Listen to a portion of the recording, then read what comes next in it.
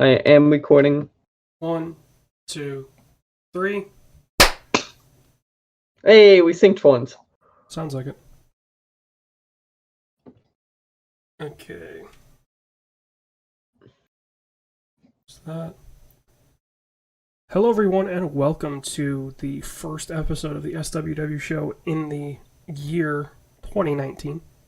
Wait, I thought it was 2017. I thought the years went down. Oh, it was like a countdown? No, that's the atomic clock. Oh, my bad. Or no, what is it called? Doomsday clock. The doomsday clock. No, that keeps going up. What are you talking about? That does not go down. It counts down. Kinda. No, it counts up. It's a clock, but it just refers to the minutes it is. So right now we're like a minute to midnight, but we're still 11:59. Yeah. That's weird. I still don't know how I feel about that, but yeah. It's weird. Hello, I'm Mike. I think AJ died. Oh, I didn't die. I'm just responding to a text. Oh, that's terrifying. Oof. It's weird, AJ. I'm not next to you recording this time. I know, it's weird to record this show back the way we normally do. I don't get to stare at your eyes while we talk. I'm sorry, did I say that out loud? Yeah, you did. Oh, what? AJ, how was all of your holidays since I've seen you?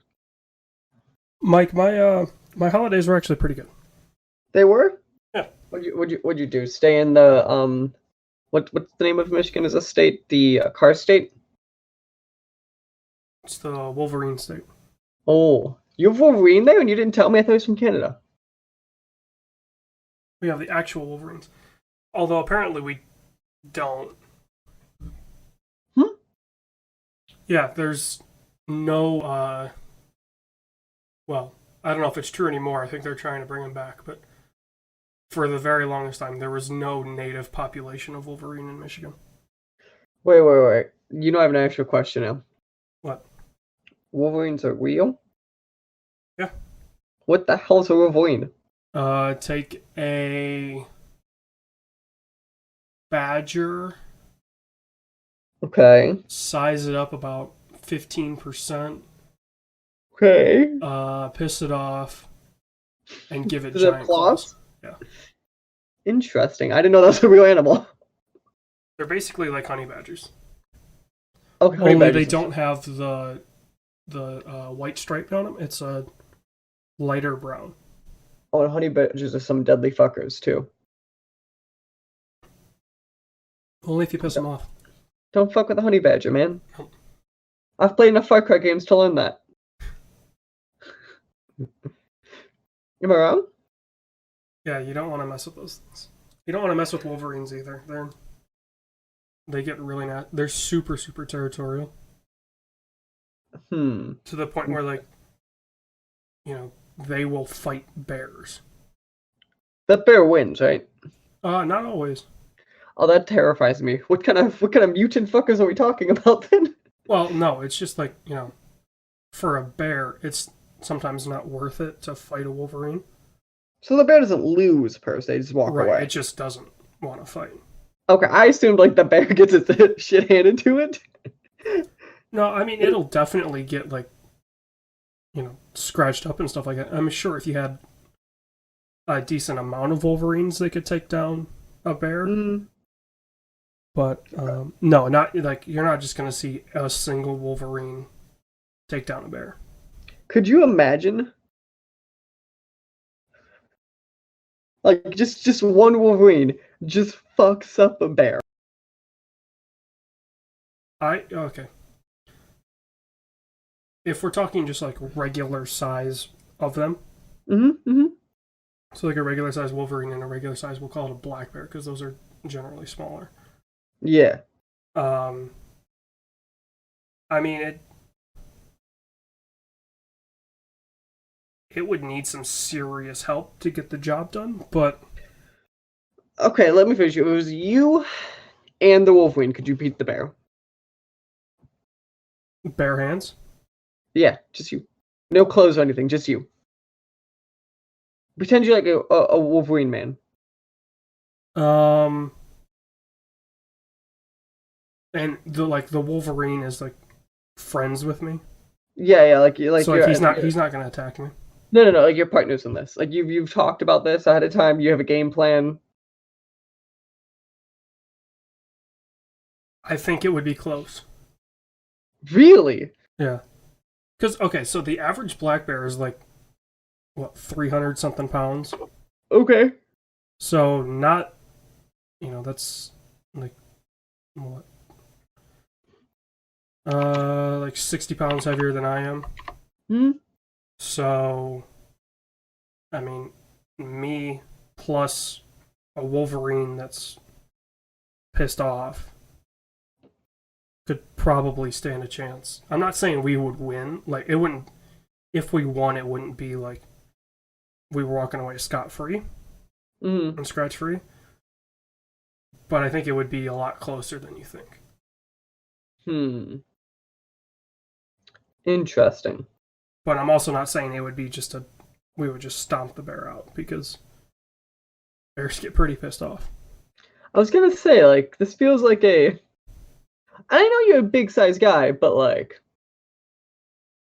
Yeah, I mean, I'm 6 foot 240, so I'm not huh, small, but I'm also not massive. that's true. That's what I'm saying. Like, it'd be interesting. I'm like, how much would it cost for us to find this out in real life? I don't know. Well, How hold much on. is your life I'm worth? looking at the 20 bucks? Wikipedia for a black bear. Um, American black bear weight tends to. Adult males typically weigh between 57 and 250 kilos. What's a kilo? So that's 126 to 551 pounds. That's it. The low end, I meant, but that's it, not the high end. Yeah. Let's see. Black bears on the East Coast tend to be heavier than those on the West Coast, although American black bears follow Bergman's rule, What does that mean? and bears from the Northwest are often slightly heavier than bears from the Southeast. All right, Which is interesting. Wikipedia whole Bergman's rule. Okay, Bergman's rule is an eco-geographical rule that states that within a broadly distributed taxonomic clad, populations and species of larger size are found in colder environments. Okay, yeah. That makes some sense. Yeah. Interesting. The more you know. NBC. No, what's that? What's the meme? The more you know. It's an NBC is what's based off of, but Yeah. It would definitely be an interesting fight. mm-hmm. So according to knowyourmeme.com/meme/the more you know, Yep. The More You Know is a series of publicly served announcements that has been running on NBC Universal Programming in the United States since September 1989. I've never seen one. Really? Yeah. Didn't know that. The first More You Know aired on September 9th, 1989, featuring a message on the importance of education by American journalist Tom Brokaw. Tom Brokaw? Yeah, that one. The Office and Scrubs both made fun of it, even, apparently. The interest over time. It's last time it has plummeted in recent years, but it peaked in February of 2015.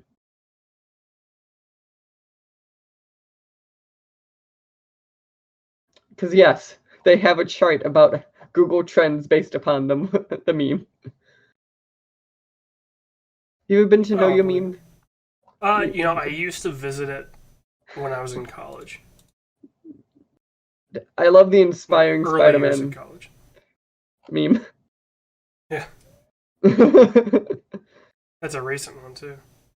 is recent. There's some good references of it. My favorite one, Minecraft YouTuber, the actual Spider-Man, the U.S. government, the little Spider-Man, Mouse. It's funny. I'm looking at the Smash fans rank the ultimate roster. God. Top is suffered tremendously beyond repair, and it's Snake and Anime, Young Link, Anime, Mew, Ike maybe. I don't know what this is supposed to mean. I just saw that, suffered tremendously beyond repair, and you see Snake, and it's like Venom Snake. Look at that. You know what's interesting? So I think right now in Smash, I'm missing 2 characters. I think only 2. Who are they? I have to beat Palutena still, but I have her in the waiting. And I'm also need a Mii fighter. How do you get the Mii fighter? I assume you could just make them. I assume. I would assume. Or unless maybe I have to do one more path to get it. What is it you need? Smash Ultimate Mii fighter. Mii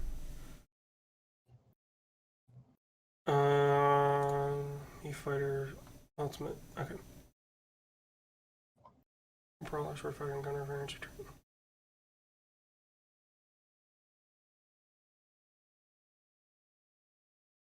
It doesn't say how you unlock. Okay. That's what I'm saying. I assumed it was you could probably make it in the menu.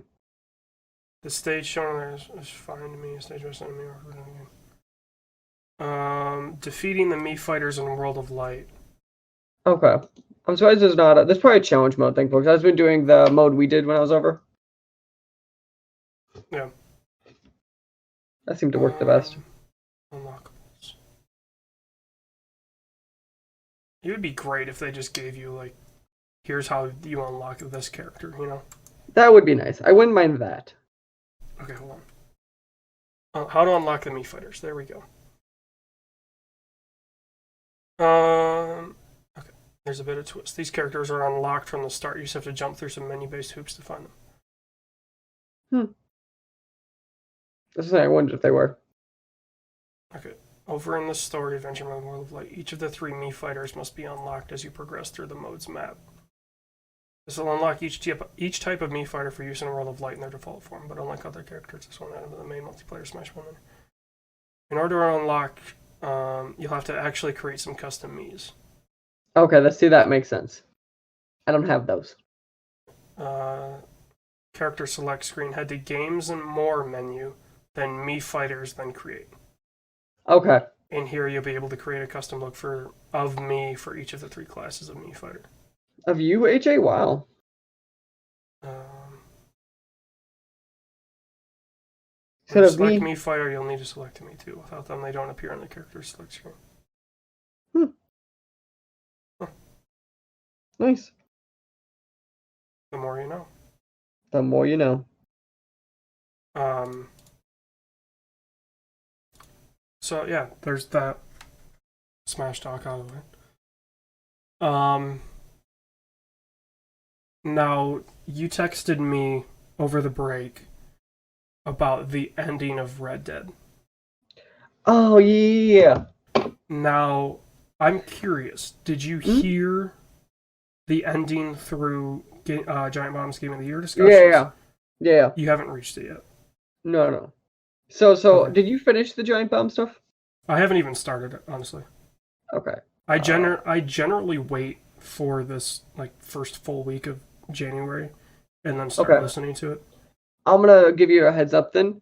The actual you'll see a progression of Jeff throughout the discussions of the week was the exact same progression I was having while they're having the discussions of the week of when he went, I might finish it, to his opinion at the end. Like, it was a perfect of we lined up perfectly as he described it. I know he's not gonna finish it. Also, that those discussions towards the end, with the last day especially, I've never heard them getting those kind of those fights being that tough. There was a moment where Brad threatened to walk out of the room. He does that every year. No, it was Brad and Alex like threatened to walk out together because they refused. Like, if this goes on, like they were like, we can't. Like, it was like they refused to put something on a list. It's generally Brad would walk out if they try to take something off. Nope, it was not. But it was just a thing of like, just listening to them, you could tell like it just hurt them what was happening. I think that's what it was last year. Was that he was threatening to walk out because they were trying to do something. I think it was in music. Your call. Do you want me to tell you or no? What? Can I say it? What? The what list? They're gonna walk out on? Yeah. Oh, their top list?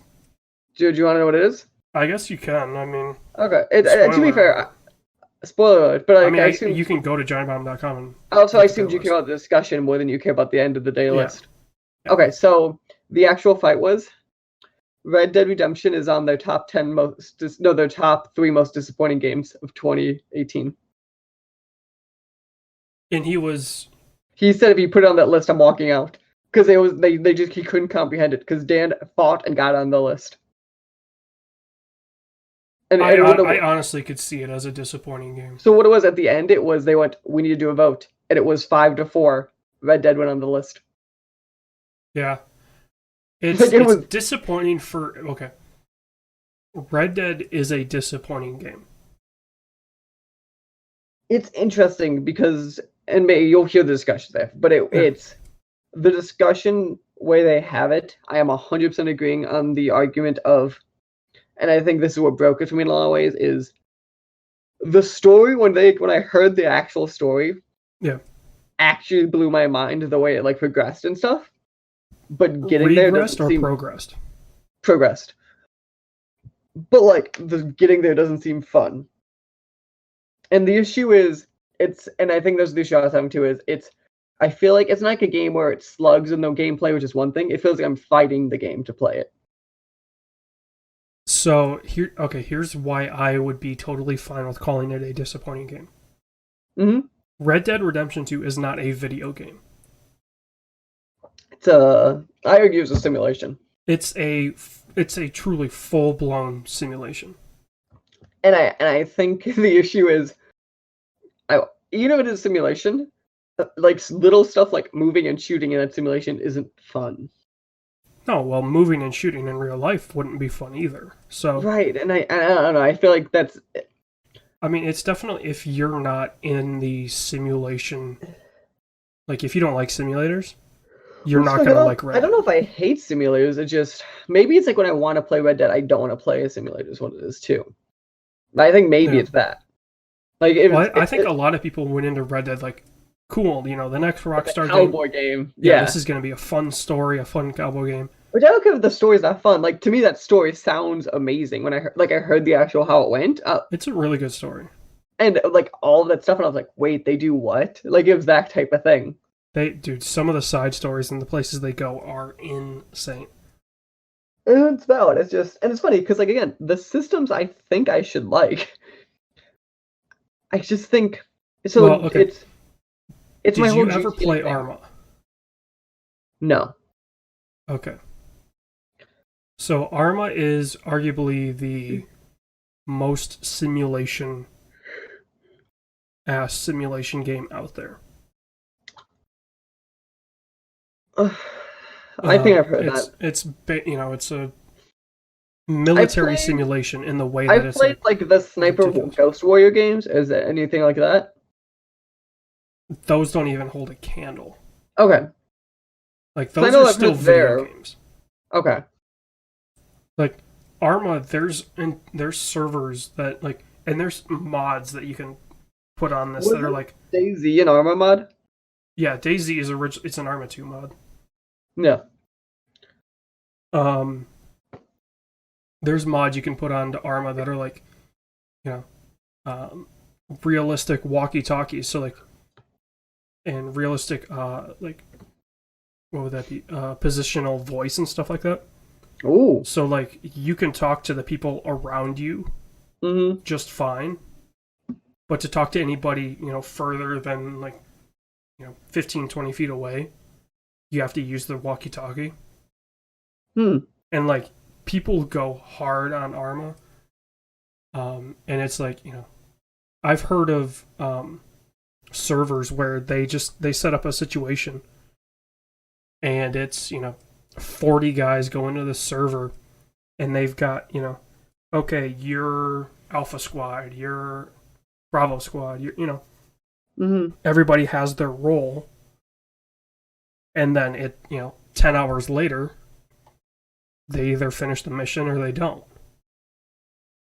Interesting. So like if you like those games, those types of games that are just like, you know, even like the Euro Truck simulators I know are those are your definitely, type of games. those are hardcore sims, but they're not that hardcore.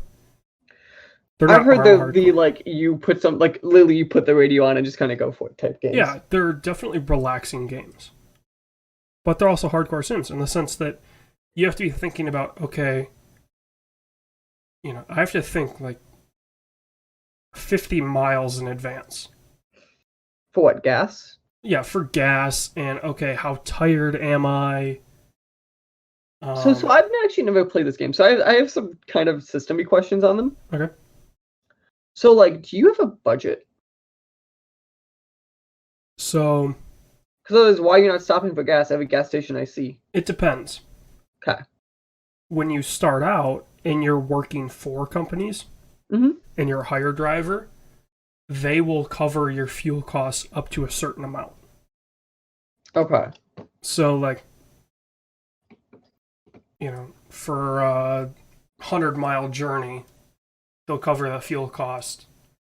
You know, pretty much. It has to be pretty ridiculous before they don't cover it, Okay. or they don't cover all of it.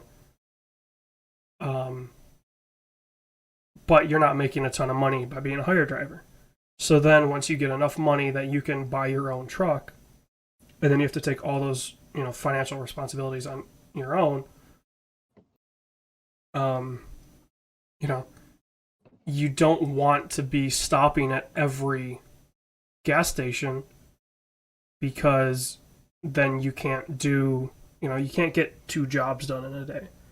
Okay. So there's disadvantages in that way. Yeah, because you have to slow down, get off the motorway. You have to, you know, come to a complete stop.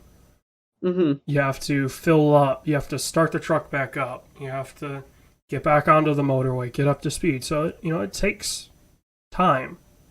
Okay. And a lot of the jobs have a time limit that you know, it has to be delivered between these times. Oh, okay. So And you just get a you bonus, I can't just assume. keep. Well, if you deliver it early, you don't necessarily get a bonus, but if you deliver it late, you get docked. So you like, here's the window, come in this window. Yeah. Okay. So, and once you're on the road, it's, yeah, you just turn the radio on, you know, hit the cruise control and, you know, basically just sit back and Do your enjoy thing. the ride. Okay. But yeah, it's those like that. That's a simulation in the sense that like you have to kind of plan everything out, Mm-hmm. but it's pretty forgiving. Okay. Arma is very much like The other way. you better be like a very good first-person shooter player before you even think about hopping into Arma. Mm-hmm. And then even once you're a decent, you know, once you're a good first-person shooter, you hop into Arma and it's like, oh shit, like there's realistic bullet drop and, you know, there's the idea of leaning around corners and, you know, your stance matters for your recoil and, you know, what you've got on your body determines your stamina and, you know, depending on how low your stamina is, that affects your aim as well. Mm-hmm. There's a ton of systems in it. And I think that's why I liked Red Dead, was it was very much, okay, this is me being Arthur Morgan. Okay. It's not, I'm not playing a video game. I am Arthur Morgan. Yeah, and that I think that's totally what people who like the game can get in that, I think. Like the people that like those type of games where you have to get into the character, like Red Dead. The people that like Rockstar games and the ability to just kind of hop in, just screw around, and then get out. You can't do that. Yeah. Like you have to like set aside at least 2 hours to play Red Dead. So, which is funny because I think maybe part of it too, and it's the way it tells the story a lot of ways is. There's two types of people when you play a game. It's either you are the character or someone's telling your story is the way people look at it. Yeah. I don't look at things like I am a character. I look at things like I'm being told a story. And I think maybe that's part of the issue. It tells the story to me. Yeah, and I mean, I created my own story. Which yeah. Arthur Morgan. Like, you see all the videos and ads and stuff like that, where it's this clean-shaven Arthur Morgan that's, well kept and all that. Like, nah, dude, my Arthur had a giant beard and like handlebar mustache, and his hair was long and slicked back, and which none of that I care about. Dude, I made my Arthur my own. Like, which is funny because I'm an RPG person, but it's the systems. Like the good example is Mass Effect, right? So many people go, my Mass Effect story. I go, no, it's Commander Shepard's story. Like, to me, it's just, I don't think of stories in that way of like, it's not mine, I'm being told a story. What do you mean? Yeah, I've definitely felt that, like, oh, that's a video, so we're gonna pause that. Like, the original Mass Effect trilogy, or I guess the only trilogy. Yeah. That's definitely, I was feeling like, okay, this is Shepard's story, but how do I want Shepard to act? And I know, and I get that, but like you're talking about like how you, in a lot of ways, you were Arthur Morgan. Yeah, like I was Arthur Morgan because I knew that his story ends with this. Right, but like, so, like I don't know. There's no preconceived idea of what he can be or what he should be, because he's not in Red Dead 1. So there's no expectation of creating a character that is, this devilish, like, terrible cowboy, or I guess, general GTA player. My Arthur was, he would go around and he would help everyone, and he would kill the O'Driscolls and all the gang members, but he rarely pulled his gun out. Like, the only time he pulled his gun out was when, he ran into the O'Driscolls or had to defend himself from bounty hunters. Otherwise, he was a good guy. Which I definitely think, like, people that want to play Red Dead the way Dan Reichert plays games, which is to just, like, not care and just go. They can't wrap their mind around why Red Dead is a rough game to play. Which is a perfect example of that. For example, for me is like, so like it's a couple hours in where you get the boy back and you go to camp, right? And it's like the party. So you've got Jack back. I think it's Jack. And it is like it's the first like party at camp, and I come play with whatever. Yeah. You get John's son Jack back. It was so frustrating. I just went to bed. Like in game, I don't want to deal with this shit. Oh, the party? Yeah. Oh yeah, I never did any of the walking around sucked, like getting everyone sucked. It took too long, and I was like, nope, don't want to deal with this, and I can't do anything else. Going to bed. I never participated in any of the parties. I would get to where you could interact. And I would just go to bed. I would stand there and watch for like 30 seconds and then just go to bed. Which I guess, I hear of like the people talking about, oh yeah, dude, if you hang around the parties and like, then they start singing this song or you start hearing these things, like, I'm like, I just don't care. I don't know. I did. Like, I kind of wish I did do the party stuff. But in the long run, like, my Arthur wasn't attached to the Vanderlyn gang. Like, the gang needed him more than he needed the gang. Right.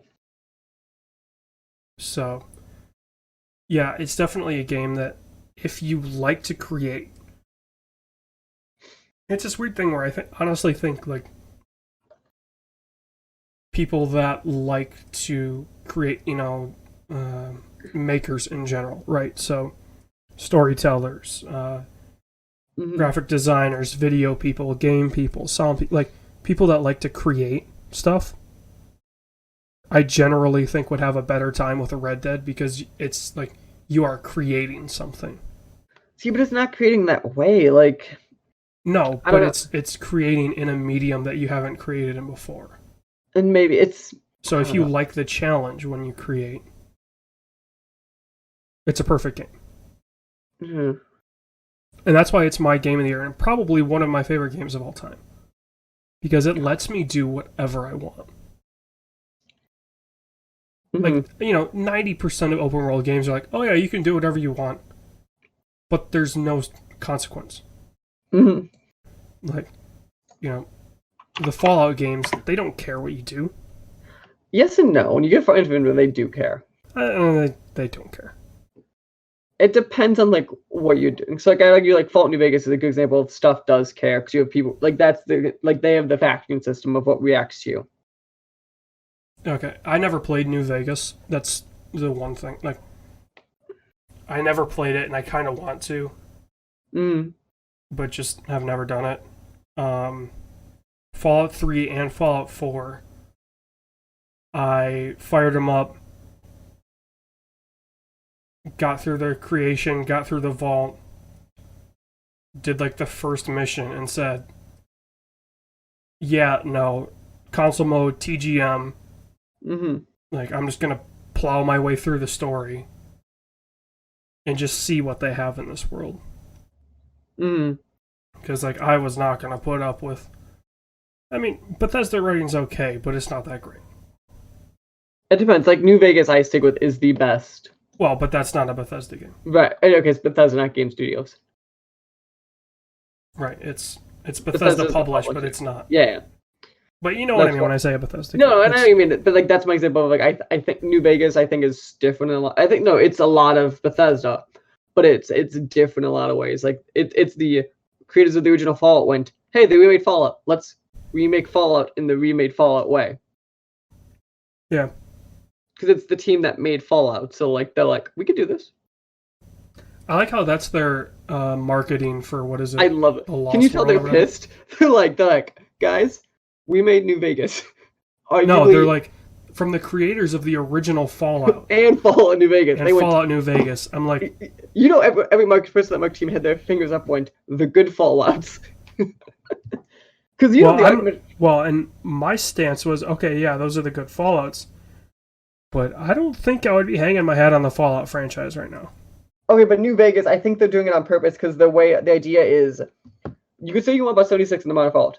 New Vegas is there's two Fallouts that people love a ton is New Vegas and Fallout 2. That team did both. Yeah. And that's their hat, is they went, you love this franchise for a reason. We're the reason. Yeah. But yeah, I mean, to the public eye. But to the public eye, hanging your marketing on from the creators of Fallout, the original Fallout, and Fallout New Vegas. Okay, but to the public eye, if you have a person who didn't watch 76 and doesn't pay attention to video games, and he just saw he loves Fallout New Vegas, there's your marketing works. But, well, okay, so that's a person that's played games. Okay. Like if I'm, Joe Schmo's grandma, right? Mm-hmm. And I know Joe loves video games. I would argue none of this marketing matters if you're Joe Schmo's grandma. Well, but just give it a sec. Okay. Right. And you see this ad of, from the creators of the original Fallout and Fallout 76. And you go, oh, Fallout. Isn't that the game that was on the news about, not being able to, because the canvas bag thing blew up when it came out. Oh, that's the one part I agree that blew up. I don't know if the rest of it left mainstream, like entered the mainstream, but I think the canvas bag. No, but that definitely was like... Even the credit card stuff, I don't think entered the mainstream. I think it did, but not at the level that the bags did. Valid. Because the that original response about the bags, was amazing. the one of like, oh yeah, they were just too expensive, so I guess fuck you. Like, that wasn't verbatim, but paraphrase. That email spread like wildfire. Because whoever wrote that thing better have gotten fired. It was some, contractor or something like that they don't care. Yeah. Like honestly, right? Like, the people that should be answering that email should have been like Pete Hines with a webcam and said go. That's the way they should have answered those emails, if you're being honest. Or someone in that caliber. They should have seen them come in and be like, oh, hey, guy, like, yeah, give it to their higher ups. Like, we're getting a shit ton of these emails about the bags. What do we say? So the correct way, if it was up to me to like do this marketing shit, would be is you take, so Pete Hines and Todd Howard are probably the two names. I just stick them because if you said the gaming public, those are two names that people at least will identify with Bethesda, right? I think Todd Howard more than Hines. Todd Howard's like a god. There's a difference. But Pete Hines people recognize, where Todd Howard is like the gaming god the last 10 years. Which you could disagree with it, but from a perception point of view, is he not? If I said name one game designer, and I put it to the general people who relatively play games and pay somewhat attention, I bet Todd Howard would be the most popular name of right now, next to Miyamoto or Kojima. Like, I think he's in that ranking. Which, honestly, I mean, for my opinion, right? This isn't. Don't take this as fact or anything like that. I don't like the Bethesda games, generally. The BGS games. I don't like the games, so I don't see the fervor behind Howard. But you can agree that if we just did like a name recognition poll, I think he would be up top, if not up there. Yes, he would be. I don't think he should be, but he would be. Right, and that's my example. You put him in front of a camera and go, and he just goes, "What happened?" Like, I think this would have been that great moment of do the Bethesda last couple of years. That was the open Bethesda. We'll just talk honestly. That's when you put, because the thing was, I know his team didn't make this game, but you rebranded the Bethesda Game Studios, so now it's your mess to clean. Yeah, you titled it BGS. When that person put Todd Howard room and said, it's a BGS game, he probably went, excuse me? He was probably fine with it because he knew until he saw the final product. Internally, he knew what it was before it shipped. Yeah. And he didn't have probably a team to help, like, actual Bethesda team. Like, the main BGS team was probably too busy to fully help. What would they be doing? Starfield. Well, realistically, when is that game coming out? Fallout 21 at least. Was Fallout VR in-house? I don't know. Hold on. Because if not, the most recent DLC was 2016. Otherwise, Fallout VR was 2017. And that could still be a decent amount of people working on the thing. And Skyrim VR too. I'm assuming those were both in-house. I want the wiki page for this. Why can't I? Because they did Fallout 4 and Skyrim VR, remember. Bethesda Game Studios, it says, for both. Fallout, okay, hold on. Post-release. Is that where it would be? No, doesn't look like it. It looks like Bethesda Games. It looks like Bethesda Game Studios for both. Which, I mean, there was already a first-person mode. Okay, but I'm gonna say the thing instantly is you still unloaded a ton of engineers onto these games, which would be the team you'd send to help them. Right, but okay. So what I'm saying is the Fallout 4 VR shouldn't have been all hands on deck. No, but it was still probably a couple dozen programmers easily. Yeah. And if I said, what is your extra engineering team? It's probably a cousin dozen programmer. Like, it's probably the equivalent of you would send to help 76 or in VR. Like, I bet you the numbers line up really well. Hold on. I want BGS. I want their size. You have to be careful. Make sure you're getting the correct studio because there's so many BGSs now. You need BGS, Maryland. Which I'm not seeing any. I could probably find it. Give me a second. I thought it was a couple hundred.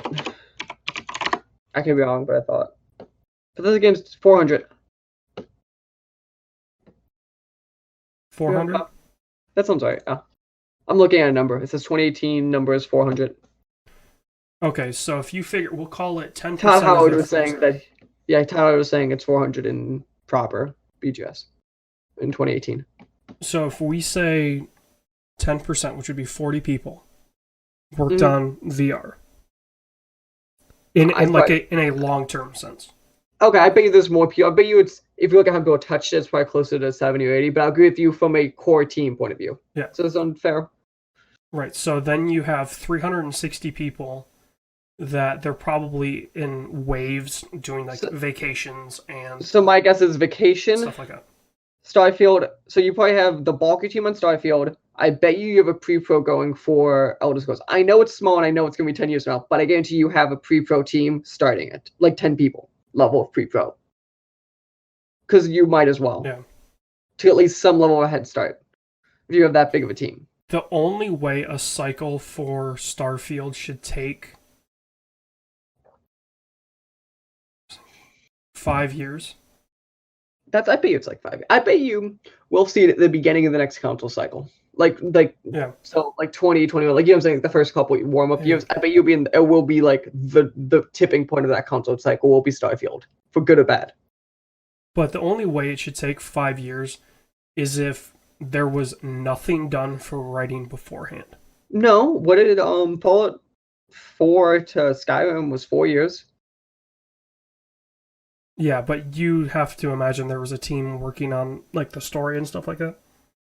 But beforehand, and also Starfield's been rumored for like 5 years. Yeah, you're right. Starfield has been rumored forever. So there's been a Starfield rumors for a long time. Because I'll give them credit where credit is due. The writing in Bethesda games, BGS games, is very impressive. Yeah. I'm not saying it's great, but it's impressive. I think the bulk of content is the true impressive part. So, you know, especially for how few writers I understand are on these games, like it's pretty impressive. Yeah. So that would take up a ton of time, which is understandable. The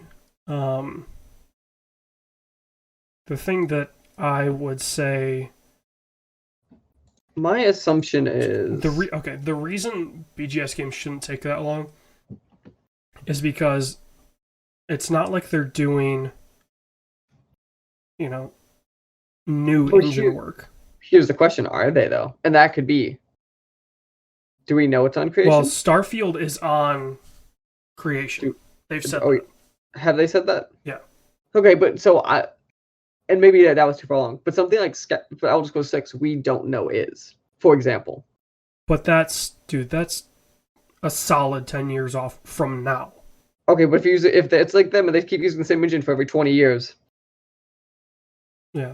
And again, we're talking about like, and I know we're talking, but like, in general, if there's 400 people, you could be like 10 people as a prototyping team, 10 people as this team. You know what I'm saying? Like, we're not. Yes, we're still playing with 200 people, but we're probably not playing with all 360 the way we think we are. Also, for being honest. Yeah, I mean, okay, I'll give them, some credit where in terms of, the stuff that they do is very impressive, but I don't like it, and I don't think it should take as long as it does for them to make games. I think a lot of it is. I assume a lot of it is A, fighting the tools, or B, also the games are so like you could do what you want type games, and that's a lot of times makes that type of game designs harder because you have to be like, it was Josh, God, it was the lead designer, the design director on New Vegas was talking. He went, the hardest part of making that game is any mainline quest has to be completable while still being able to kill any character in that quest. And it has to make sense. So there's definitely stuff that, like stuff like that takes time. Yeah. I get that. And to your comment of them fighting the tools, if that's truly the case, then just start from scratch. Right? Like, build a brand new engine. Build, and make it easier to make a game, because once you do that, like, okay, game players, right? they will accept a long period of time. But will they? Between titles, if you tell them, look guys, we're, building up a brand new engine and it's just, Which you could say that. I think a good example of that, if I would, is between Fallout 3, is between Skyrim and Fallout 4. Before, and you can say you about Fallout 4. Leading up to Fallout 4, everyone was okay with it because it was like the pedigree of Skyrim, for example. Like up to that game's releases, as a whole, people were like, "Oh, they took forever? Okay." Like that's a perfect example, kind of what you're saying. Yeah, okay. And obviously, I know you love Skyrim, and actually, I like Fallout more than Skyrim. I'm not a big fantasy person, but yeah, continue. Well, okay. On the level of your like for Skyrim, compared to me, as you love Skyrim. Okay, that's valid, because I've also put... How many hours do you think I've put in Skyrim? I want to play this game for a second. I know this number. Like 250. I have the Platinum, which people are like, it's hard. I'm like, you can do it in one playthrough. What do you mean it's hard? I have Platinums for Fallout 3 and Skyrim. And, yeah, I just don't... Yeah. I never saw the buzz behind Skyrim. I think... I played it and I was like, it's okay. I think it was like... I think a part of Skyrim was, especially right then, is... It was an RPG that was really easy to pick up, but it was really expansive, which I think we were missing at the time. Yeah. Like, go to Western RPG sense. You could say there was always JRPGs, but like especially when you had, like, the thing I always remember is, like, everyone played Skyrim. Like, football, like, when you, like, I remember, like, in gym, the football players were talking about Skyrim and pick up a bow. Like, everyone, like, Skyrim was just a thing. Yeah. It's just a movement. It wasn't like a game. It was people like, look what I did. Yeah. Which is what's so interesting about that game in a lot of ways, too. It was like the way people picked it up. Well, you know what my comment is going to be about when it was released? What? I think probably one of my favorite just fun games came out 4 days later. 2011. So that came out 11/11/11. What came out 11/15/11? Was that Call of Duty? No. What? Saints Row. Saints Row 3. Oh, Saints Row 3 was a great... You know I love Saints Row 3. Like, I will... Like, you give me Skyrim, I'll be like, yeah, it's okay. Like, Saints Row, despite the flaws, I love, because it is ridiculous. Do you know what the really disturbing thing is? I've spent like $80 on Saints Row 3 DLC over the years. I played it when it came out, but then I got it on PC with, like, the complete edition. Oh, there's so much there. There's the one gravity gun, which is so fun. The dildo gun's the best. Yeah. Or no, it was the bat. It was the dildo bat. The thing is with Saints Row, there are two moments that stick with me in that game beautifully, is the wrestling moment, and driving to the final boss fight with the song playing on the radio. I thought was just part of the radio until I played it the second time, and I went, what do you mean that's scripted? Oh, was that Power? Yeah, but like no, not Power. Or does 4 open to Power? One of them opens to Power. No, it opens to 3 opens to Power. I'm talking about at the end of 3, when it's I Will Survive. Remember there's 2 endings in Saints Row 3? Yeah. One of them is like you're in the car driving to the boss fight, and it's like I Will Survive playing on the radio. But at first when I played it, it just felt natural. I was like, oh, it must just be on the radio. Yeah. No, Saints Row games are like these really fun things, and I think by the 3rd is when like it stopped feeling like GTA. Because like Saints Row obviously was GTA, and then Saints Row 2, I think they understood at that point what they were, but I think 3rd is when they really went, nope, we are no longer GTA. Well, here's a quote from the design director, Scott Phillips, about handling the penetrator, which is the name for the dildo bat, for the first time. He says, I feel like I'm playing something unlike anything else. We know what Saints Row is now. Yeah. Like that, just that phrase of the idea of like, Yeah, you know what? We're gonna basically take what was effectively a better, like, honestly, Saints Row 2, People love it. Don't get me wrong, it's a better GTA in but I don't know. ways, but it's also I a don't know if worse I want GTA in that ways. from that type of game. Yeah. Um, and then Saints Row 3 is like, let's just do what we want. Hmm. Let's just put, their design mantra became embrace the crazy, fun trumps all. Yes, it does. Like, when you put in a weapon where when you get behind the person in melee, it shoves a, we'll call it 3-foot dildo up their ass, and Yeah. it launches them. Yeah. That is insane. The thing I think also is Saints Row falls off like the idea of comedy of the insanity, obviously, and I think it's really fun of like, what is this weapon gonna do? Or Yeah. like when you get to like the random boss and you're like, who? Or like, okay, we all remember the first time we've met Zemo. Do you right? Yep. But again, that's little stuff in the game I went, and I think that's why I think it has like a special place. I go, they're just fun, like they're just stupid fun, and I think that's what's really good because again, it's one of those games. Nothing about it on face value plays super well. Like none of it's bad, but none of it's like a great playing. Correction. I'm gonna say the controversial thing. You ready? What?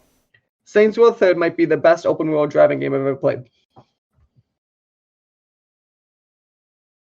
Saints Row 4 was pretty good too. But I have powers at that point. Saints Row Third Yeah. or Sleeping Dogs, I think are better racing games than GTA. Sleeping Dogs doesn't hold up the way you think it does. Really? I played it within 18 months. Sleeping Dogs in the moment was an amazing game. Yeah. Like Yeah, it's the first time you play Sleeping Dogs is a great game. When I went back to it and I was like, you know what? The driving's really not that great. Like, it's not that it's terrible. It's not GTA 4. Mm-hmm. GTA 4 does not. I'm gonna say it. GTA 4 in modern day is a bad game. Yes. Like I played it even like 2010, and I was like, who likes this? Unless you get it on PC, and then you can do the mods to fix like the driving stuff and stuff.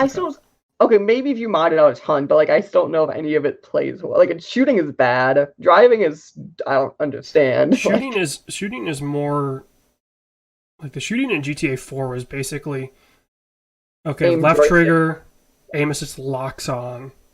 I'm convinced Rockstar learned to shoot in Red Dead, and then GTA 5 is when they went, oh, we know how to do it again, because they learned in Red Dead. So, yeah, and, whereas Saints Row is like, the driving's fun. Okay, from a mechanics point of view. Okay. From a race, like a car mechanics point of view. Mm-hmm. GTA 5 is better. Than what? Than Saints Row. In terms of like, in Saints Row, basically there were only 3 classes, if you will, of cars. Yeah. For their handling specs. Like, you're forgetting every car handled the same, every truck handled the same, every heavy handled the same. What is the best vehicle in Saints Row? And we all know the correct answer is this. I don't even remember the vehicles from Saints Row. Is it the VTOL? The thing that turns into a jet and that thing? Yeah, that I Transformer? But yeah. But like, so their car mechanics were good, but they were just 3. I was like, okay, what class is it? It's going to handle the exact same as everything else in that class. Okay. GTA 5, like, it takes into account, like, weight of the car, The tires are all the same, but, like, okay, so heavier cars are going to, stick to the ground better, but they're going to be slower to get off the line. They're going to, they might push through the corners and stuff like that.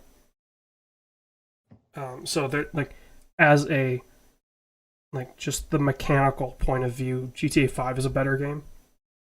Okay. But Saints Row is more fun. So I can see your quote-unquote controversial opinion. Like, I had more fun driving in Saints Row than I do in GTA. Mm-hmm. Like, GTA is just to get to where I'm going.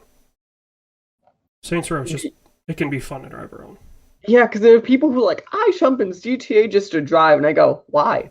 Like that, I've never understood the reason why you do that. I go, there are better games to do that in.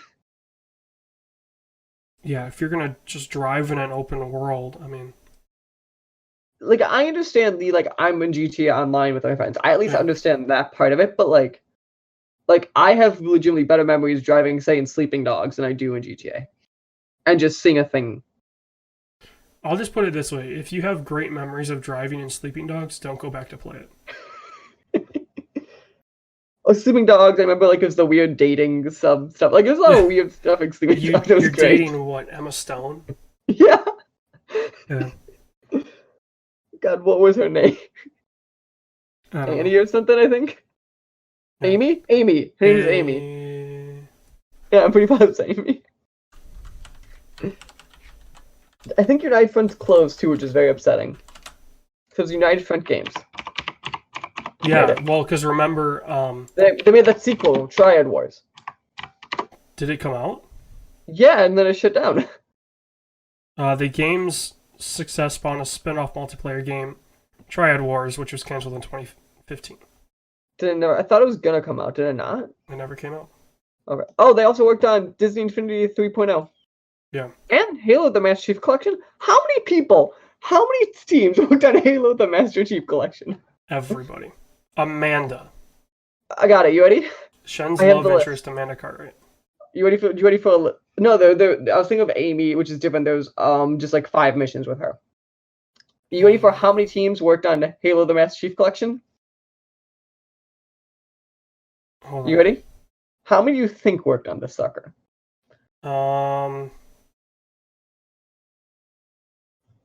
Wait, who are you talking about? United Front? No, Halo the Master Chief Collection. Don't look it up. No, I'm saying, are you talking United Front worked on? Yeah, so how many teams, see. no, so United Front did, and how many other teams do you think did on top of United Front?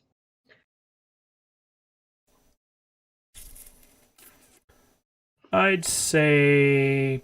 And remember how much of a hot mess this thing was when it launched. Keep that in perspective. I'm trying to remember. I'm going to go 10.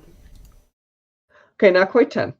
But it was, including 343, United Front, Blur, Certain Affinity, Saber Interactive, and Referring Game. So we talking about like 1,500 people touch this collection here? Like, what the hell? At least.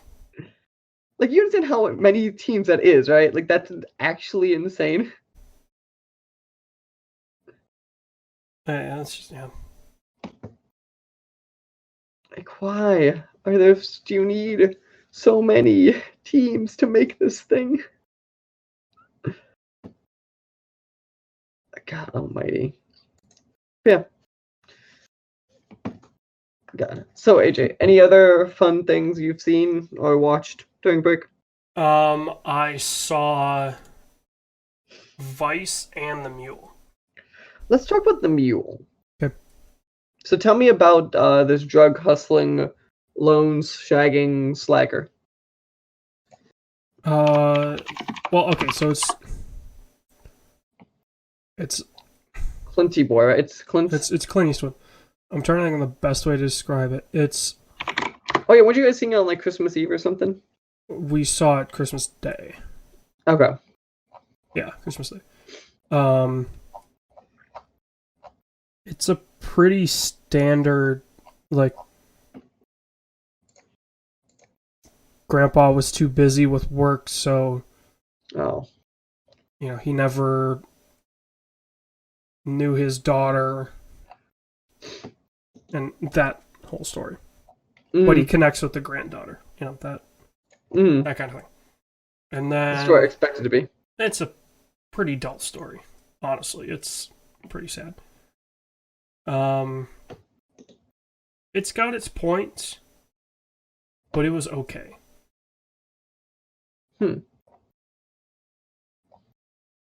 Like, would I see it again? Probably. Would you pay to see it again? Maybe. Okay. And then Vice was interesting.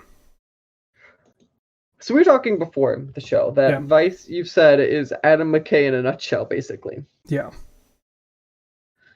Interesting. It's his style of movie making. I had a lot more fun with Vice. Vice. Is it at least like, do the trailers give it justice? In what sense? Like, the way it looks like a fun movie, like it looks like it almost doesn't look. It looks like an McKay movie, but at the same time, like it looks like different. But it looks almost different style wise. Like it has the quips and what you expect from Adam McKay, but it feels like well, not okay. like so feels real characters. Yeah, they make W seem very immature is not the right word. Naive. No. I want to say Southern, but I don't mean to like drag to him. You know what I mean by that. Well, no, because so they make him seem like, you know, his family's gonna basically make him become president, but he wants to do it his way. Mm-hmm. And like, so he wants to have fun being the president, you know, and all that. And he's just a fun-having guy, which from all accounts, he was, still is.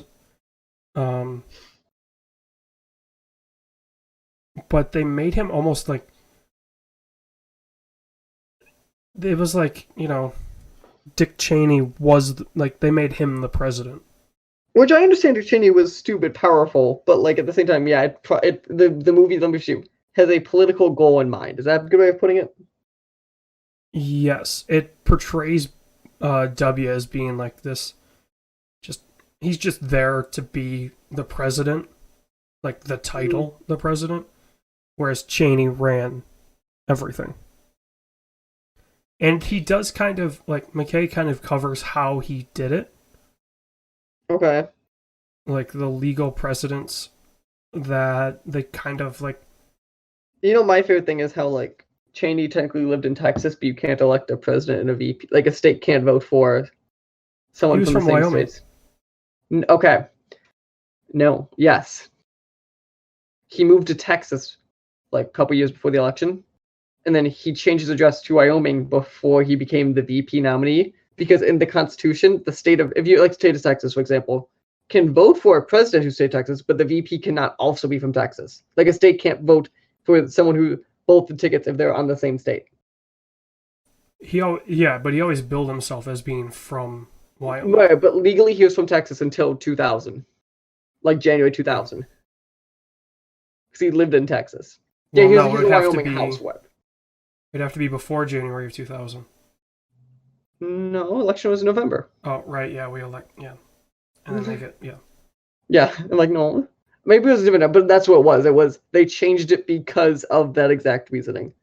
And it also makes a lot of sense. Yeah, because he was down there because he was working with Halliburton. Yeah, which makes a lot of sense because Bush would have lost without Texas also. Yeah, which the funny thing is they barely cover his, like, his time as not when he wasn't in politics. Did they at least cover like him as like chief of staff? Barely. God, which would make it's because that was Bush's father, wasn't it? Yeah. That's why Dick Cheney is so interesting. You know, half of Bush's cabinet. It was in Ford. Ford. Yeah. Okay. Oh, he was. I think he was something under Bush's father. Was he DOG then too? He was. He was Secretary of Defense then.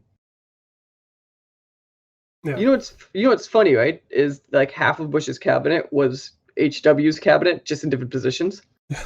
Well, like literally half the same people in the cabinet.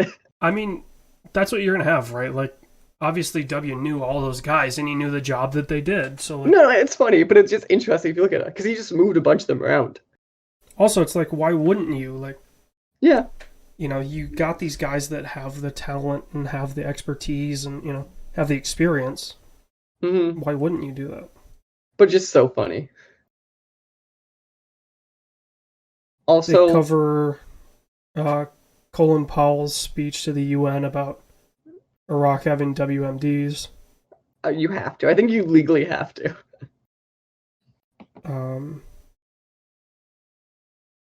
They cover, within the span of 45 seconds, when Cheney shot the guy pheasant hunting. Oh, okay. Let me put it this way. They put more time into his 2 heart attacks. Than anything else? No, combined, than they do when he shot the guy. Which is interesting. Did they at least, like, make a joke about, like, when Bush went under for surgery and Cheney was technically president for a couple hours? Nope. Again, to me, this feels like, wouldn't this be, like, the funny stuff you talk about? If you want to be like, look at how powerful Cheney is and how crazy Bush is. Well, they covered that, so it's like, they don't really need to do more. I will say, the thing that was done very well, Christian Bale was excellent. Yeah, he looks amazing, I'm not gonna lie. Well, and just the mannerisms and how he talks, like, if you look at the way Cheney talks, he, like, he opens the left side of his mouth right before he starts to talk. And he nailed that. That's good. Someone like Christian Bale, I feel like, is one of those actors that, like, people don't realize until you see, like, him in a thing like that. You're like, no, he's amazing. He's the Gary Oldman. He is. He and Gary Oldman have this same thing where, like, they become the character. Gary Oldman. Oh shit, Gary Oldman was in that? Gary Oldman, when he's Churchill, is a perfect example of, like, he just becomes Churchill. Yeah. Yeah. Like, he's actually dude, amazing. That was Gary Oldman? Like, yeah, like, and the fact that they had him in the same movie was pretty impressive. Dude, the Chris Nolan trilogy should. So at the end of the day, then, do you think it's a good movie or Vice? No. No? Oh, that's so upsetting. I had fun. Okay. Like, it made me laugh at times, but it wasn't a good movie. If that makes sense. Okay. Which it may not, but it does to me. Okay. Let's see. What have I seen in the past? Oh, I've been playing this game, Hades. We talk about that? Did we talk about that last episode? No, because I got it after. Remember, because I texted you. Oh, right, yeah. Okay, so Hades is the Supergiant game that's in early access, and it's the exclusive on the Epic Store. Yeah. It's actually really good.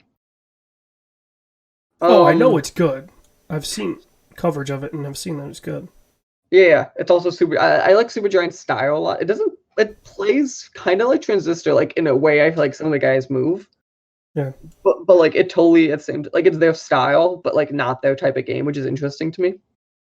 Like, I feel like, I know Pi is different, but, like, Bastion and Transistor, for example, like, you could tell they're, like, the same people.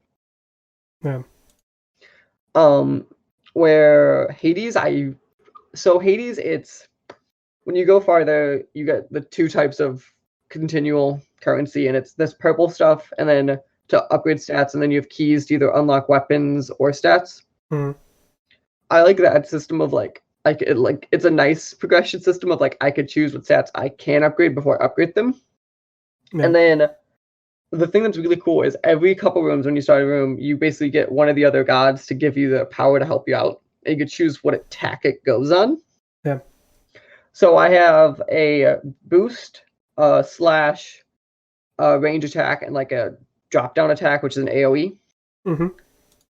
Zeus's lightning on the, like, range attack is stupid powerful because it chains enemies.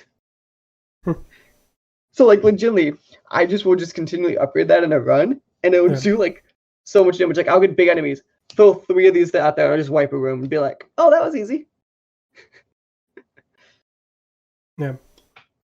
No, it's really cool. One of my issues, and it's early access, I know, is I feel that like there's like 7 gods. I feel like 2 of them are good, 2 of them are bad, and like the rest are just there. Of like when I get a god, like if I get Zeus or Athena, I'm like excited. Mm-hmm. When we get the hammer, it's obviously not Thor, but it always reminds me of Thor. I always go, that sucks. Like it's that kind of thing. Yeah. And you have to take the upgrade. It's not like I can't. Right. No, I really like roguelites, and it after like Dead Cells, it's a cool like different version of a similar game. Yeah. Yeah. Otherwise, I watched the Kevin Smith stand-up special. How was that? It was actually pretty good. So I don't know if you know the backstory. He was filming stand-up special last year, and he filmed it, and then he had his massive heart attack 2 minutes after he stopped filming. Like he filmed a special, walked off stage, had a heart attack. Yeah. And that was the infamous story of like the doctor went to him and said, you might want to call your wife. He's like, why? He goes, this is called the Widowmaker. You got a 20% chance you're gonna live. You're lucky I'm good at my job. Yeah. I'm like, that's insane. It's really interesting though, because like Kevin Smith has like lost like 80 pounds in the last year. So this is like the last filmed really thing of like fat Where Kevin he was Smith. big, yeah. Which again, if you look at historic Kevin Smith, he's not even big comparatively, but like it's so interesting to like watch like in a year how much he's changed. Well, yeah, he was losing weight before. But then he accelerated it. The special. Well, yeah, because he got all the like. Oh, he's got gastric bypass, and he's got the thing on his stomach, and he's got lipo and all that. So it's interesting because like, I like Kevin Smith a lot, and like the joke with Kevin Smith is he has 5 stories he's put in loop forever. Yeah. It's interesting because this one actually had stories that I hadn't heard before, which is, you could say, but like in Kevin Smith world, that's actually really an interesting take of like, how has he never told some of these stories? Also, I associate with the old statement of Kevin Smith is the king of podcasting, and like he just because he what he talks about, where he's like even in the stand special, he just talks to people. He doesn't do a thing. He just goes, I'm having a conversation. What do you mean? Yeah, I mean, I like his podcasts. I think very much is he at just times sometimes they're a little It depends. So I like Hollywood Babylon a lot, which is him and this voice actor Ralph Garman, and they just talk about like pop culture shit and like be goofballs. Yeah. And I was like, this filmed for like a live audience. Some of the Kevin Smith stuff I agree.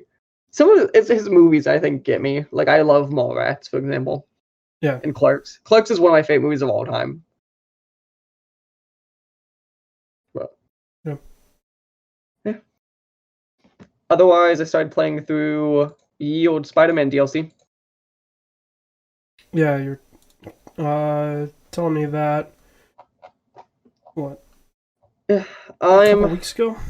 Yeah, I think it was early this week. Is when I got it. I assume over halfway done with the first one. Easily. I played as Mary Jane for the first time in it, to be perspective. Hold on, let me pull up a mission list of... I just played as Mary Jane when she was like finding out there's like counterfeit cash kind of thing. City that never sleeps. I need a walkthrough. How good walkthroughs. Well, just so I can, because obviously I played it, but you're trying to figure out where it is. I agree. Yeah, I understand. Because I'm halfway through. Let's see.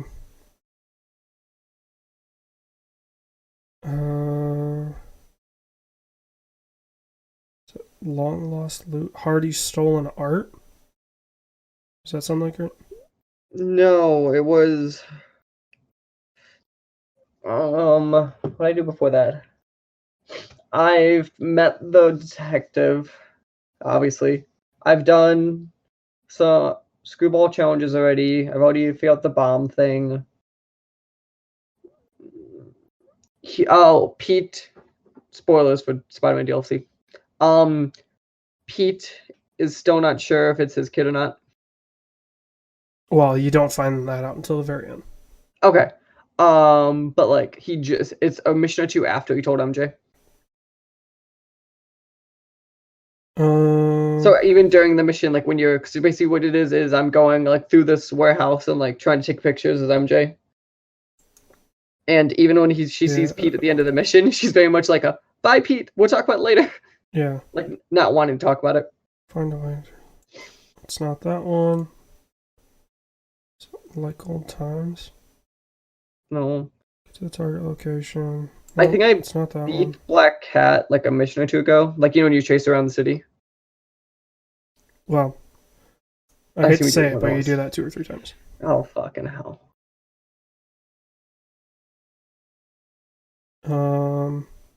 It's not that. That's MoMA. You might be in Newsflash. I don't know. I can't click on that. Maybe it's Newsflash. That could be because it's an MJ thing. Walk through with ending. Here we go.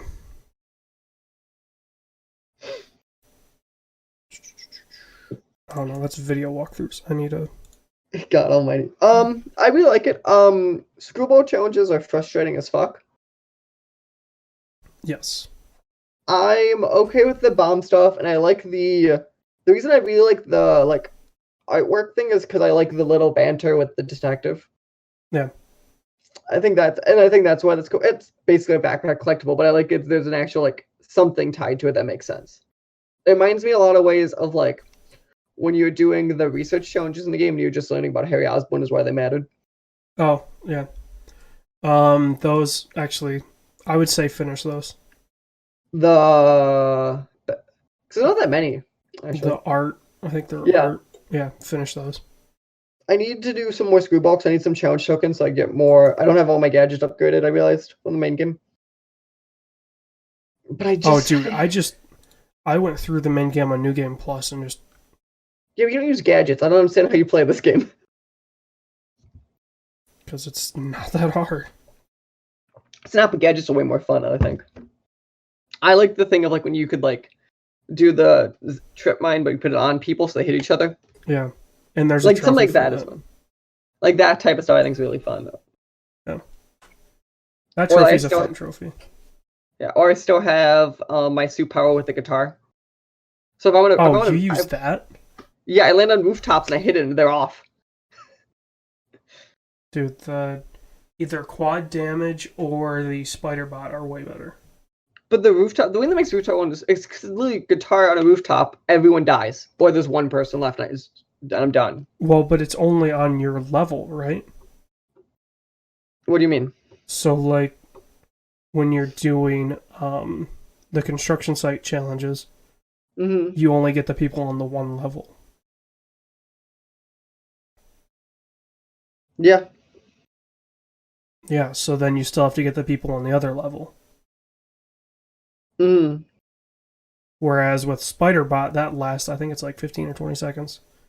And follows you around. Quad damage is the same way. So you get more out of it, I feel. And then you saw, the hideout challenges for the Hammerhead one are in a building, so you can't really do that. But if I get surrounded, they're good. Yeah, it just knocks them back. Right, but to me, that's a good crowd control, and then I'll see the spider bot gadget a good crowd control.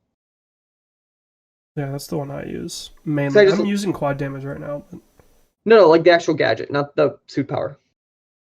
Oh yeah, because they're good. Because they give me a lot of points, so I could just be health or combo quick. Yeah. I'm gonna play through it more. I have actually a day off tomorrow, so I'll probably dig a chunk into Spider-Man. I really like it, but again, it's more Spider-Man. So in my head, I was worst case, I give them more of a reason to play the game. Yeah. And I still think with Spider-Man plays stupid well. Yeah. But those stuff controls, I feel was surprisingly easy to remember. Yeah. I would say for the Lost Art challenges, leave one until you finish the campaign. Is there... There's a reason for it.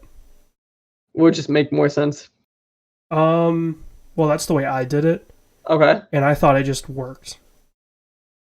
Okay. Like, the payoff for the art challenges is just better if you leave it. Screwball, do I just have to beat each of them once with bronze, or do I have to get golds to complete the map? Oh, to clear them off the map? No, to like... Or to complete it as part of the sector? Yeah. You just have to finish it. Thank God. Yeah, I think you have to get a medal, but you just have to finish. God almighty. I hate those so fucking much. I saw a spoiler for the 3rd DLC that you arrest the Screwball. Thank God, I'm okay with that. I liked the Taskmaster. Taskmaster I'm okay with. I just think... It's funny because I think Screwball is like a fine character. I just don't like the challenge. Yeah. Like, the way they were set up for Taskmaster was just better because he wasn't cutting in with, like Spider-Man quips can be pretty stupid. Yeah, but like Spider-Man. I think it's the charming nature of Spider-Man makes them more acceptable. Screwball is just obnoxious. Yeah. And I know that's kind of the point of Screwball, but at the same time, I don't care. Like, it's the point, and maybe Insomniac did too good of a job. Yeah. So. Yeah. Yeah. I'm working my way through Hammerhead DLC. I hope to finish that, and then go on to Silver, whatever. The one about Sable. Yeah. Good old Silver Sable. Nice. There is one more thing I wanted to talk about, and I'm not sure if you saw any of it.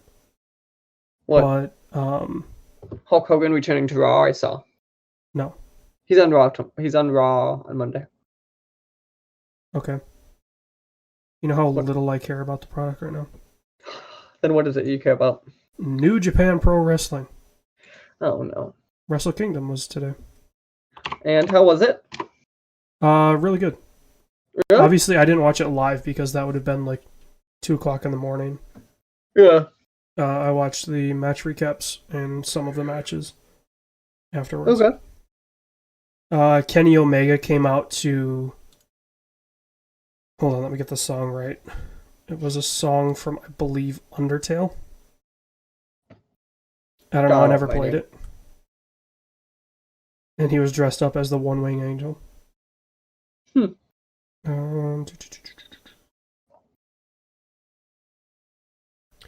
Kenny Omega makes his entrance.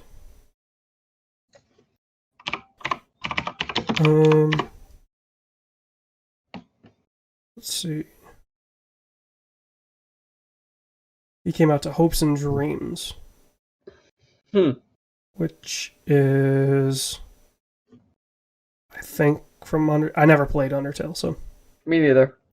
The music is from Undertale's his costume. And his costume is the outfit that the character Chris wears in Undertale's follow-up, Deltarune. Okay. And Kenny's finisher is the One-Wing Angel. I saw something that was pretty interesting. Every title changed hands at Wrestle Kingdom. Ooh. That's actually surprising. Which some of them made sense if you think about the impact that AEW is going to make. Which, by the way, that's a thing now. What is? AEW, All Elite Wrestling. All Elite Wrestling. That's the one that's Young Bucks and Cody. Oh, and there's a rumor that was the thing I saw about Goldberg rumor. Okay, that makes sense. Yeah.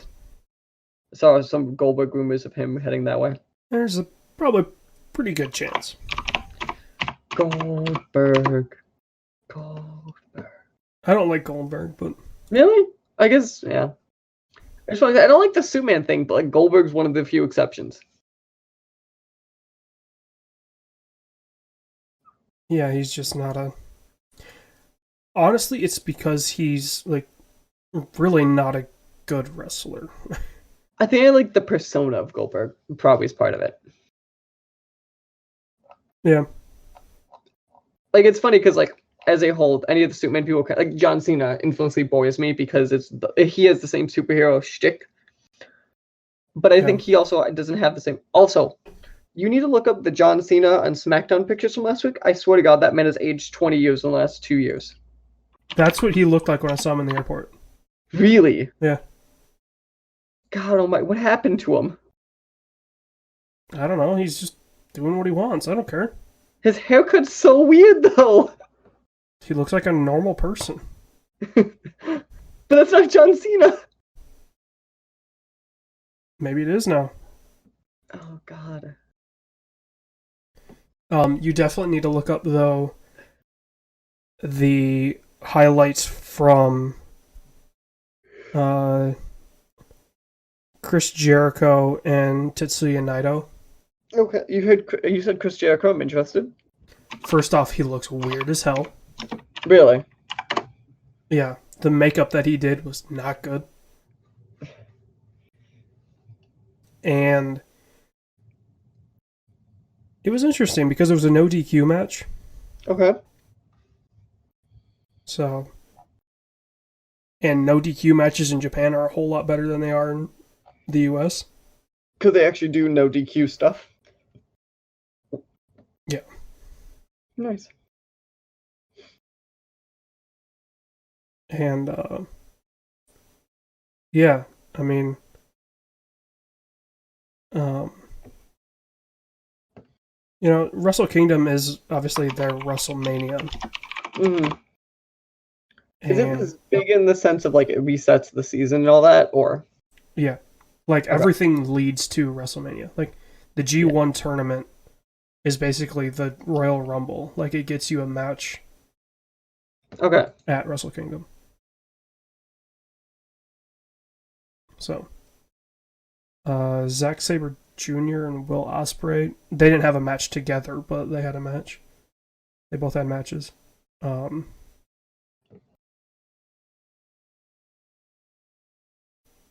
And yeah, I mean it's very good. It's, you know, if you want to see, you know, the Tokyo Dome is big. It's like 40,000 people. Mm-hmm. And they sold it out, which they haven't had trouble putting butts in seats. Mm-hmm. But like the thing of it is, Wrestle Kingdom is always January 4th. Like no matter what day that is. Because in Japan the 1st, 2nd, and 3rd are holidays. So then the Wrestle Kingdom is tacked on to the 4th to be like people extend your holiday. Interesting. So yeah. Jay White, who's Switchblade, had a match with Kazuchika Okada. Okay. Kazuchika Okada. Who Okada is like seen as one of the best.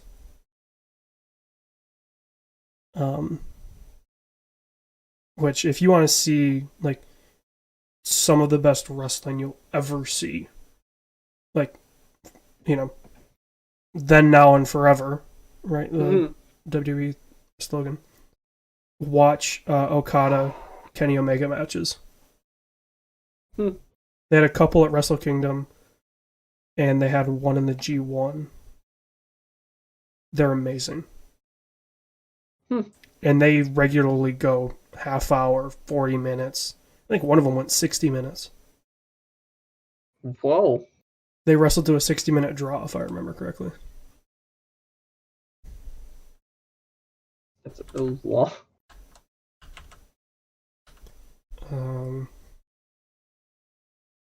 Let's see. 60 minutes. That's still fucking. 4. Yeah. The Okada Omega 2 out of 3 falls match at New Japan Dominion was a 7-star match. Like, people in WWE struggle to get 5 stars.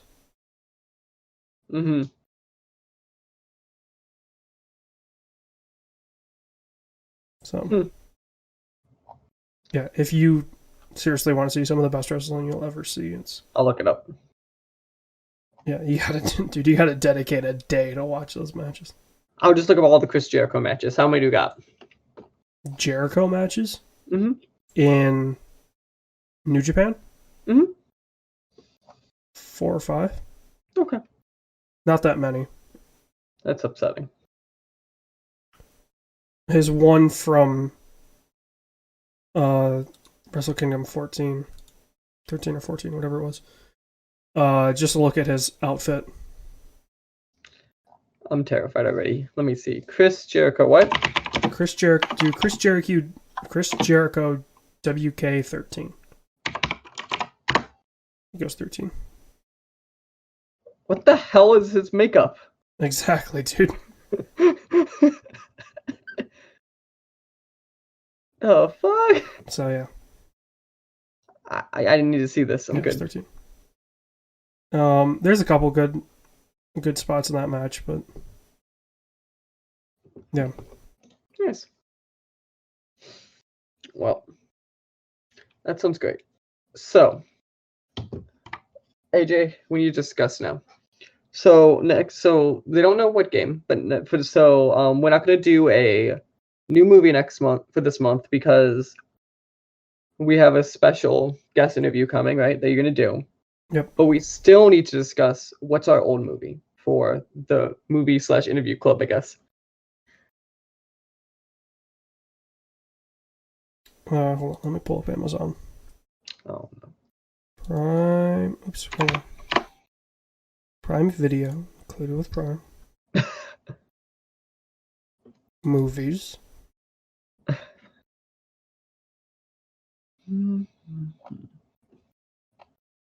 What type of movie are we into this month? It is January. Yep. Should we look at... Oh god, I heard Gotti was terrible. I did too. I heard that was straight terrible. Downsizing. I have seen it recently. It was nothing notable. That's why I didn't talk about it. It was not worth talking about. Saban's Power Rangers. Or Saban. That's a good movie. It'd be something you'd hate. Too Big to Fail. Transformers: The Last Night. Where are you seeing that? It's action adventure.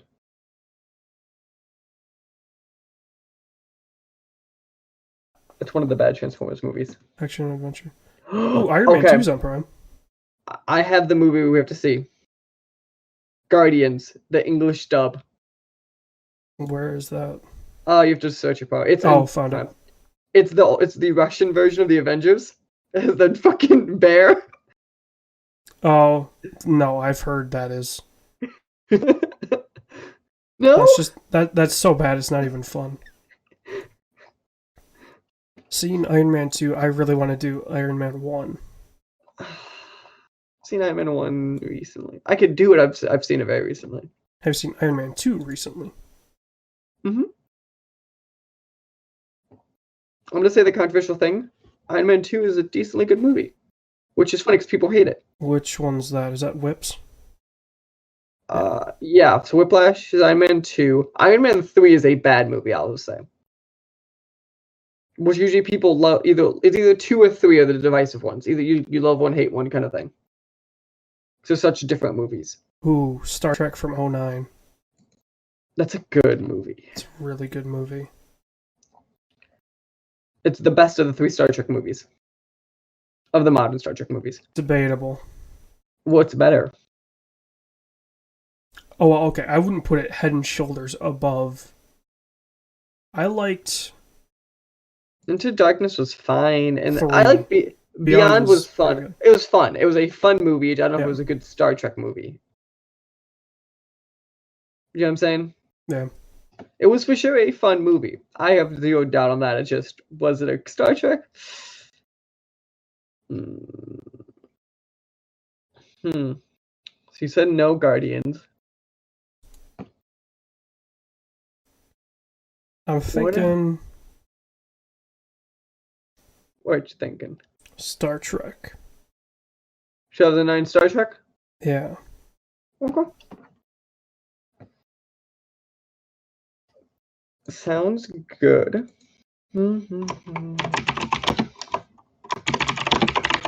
Star Trek 2009. Yep. Also, the opening to Iron Man 2, where they're at the Monaco Grand Prix, is hilarious. That is. So it's actually not the opening. I thought it was too. It is 25 minutes into that film. I consider it the opening because then that's when everything really starts. No. And in my head, it was basically the opening. Well, what happens before it? The party. Party. The drunk Tony Stark party. Oh, yeah. That's pre that. Which was not the way I put it in my head.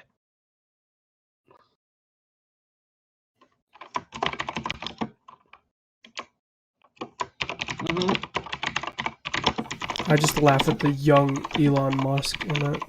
That is true. I also forget that Elon Musk is in that film. Like, Mickey Rourke is great in that film. The Iron Man 2 is just a great film. Like, Iron Man 2 was 2010. I also did not realize Scarlett Johansson was 22 in that movie. That was her big break. So Prestige was like her first movie, but that was like her big, like, by name break. Yeah. Which, okay. You remember what Scarlett Johansson looks like. When she's 22, you're like, who's that? Yeah.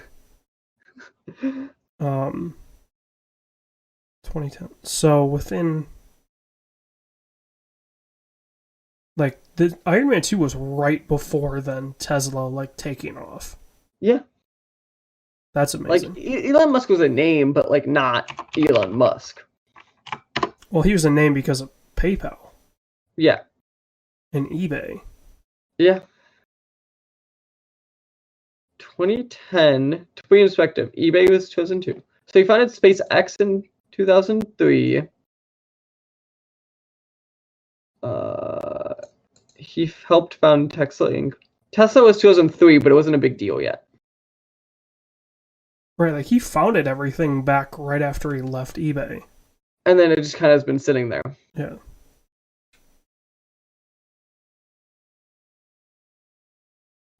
Mm-hmm. So, yeah. Okay. 09 Star Trek. Yeah. Sounds good. Alright.